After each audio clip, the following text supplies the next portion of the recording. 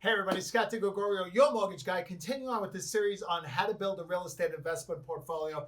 And this time I want to talk to you about tenant strategies. And look, I've referenced this in some other videos, but I just wanted to really drill this down because I think it's so critical. So look, it's all about tenants, man. I don't know, if you build a business, it's all about employees. If you are, and you got to look at this investment thing as a business, because it 1,000% is, and you have to look at your tenants almost like employees. And the key is simple. The key is getting good ones and treating them well. So let's talk about what that means, right? First off, how do we get good ones? Well, the easiest way to get good tenants is, who do you know who knows a potential tenant, right? Reach out to your friends, your family members, your coworkers, tell them you're looking for tenants. Very often you can get your best tenants there. Maybe you could do some work on Facebook or things of that nature versus just a random ad on Craigslist. I'm not knocking it, it works. But if you could find somebody who knows a potential tenant, you're generally going to get a better tenant. So that's the first tenant strategy I want to talk about.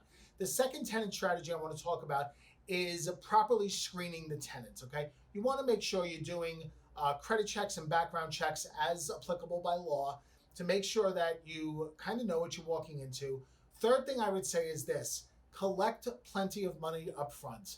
The more money people give you up front, in my experience, the less aggravations you're going to have with them. So first month, last month, security deposit. Go ahead and collect a good amount of money. If there's pets, maybe you want an additional pet deposit. Decide whether or not pet deposits are refundable or not, as applicable by law. But make sure you're collecting the right amount of money up front, okay? The fourth thing I want to talk about is don't be greedy, right? Don't try to get every possible penny for rent. I'm a big believer in charging a little bit below market rent, not ridiculously below, just a little bit below market rent, so you are able to keep tenants long-term because you want them happy. And the last thing I would tell you is, go ahead and form a relationship with your tenants to some extent. Make sure you get to know them a little bit. Check in every so often. Make sure that there's just a little bit of a relationship there. There's a line that you can exceed where it starts to get weird and creepy, but just be human, okay? Make sure that there's a human element.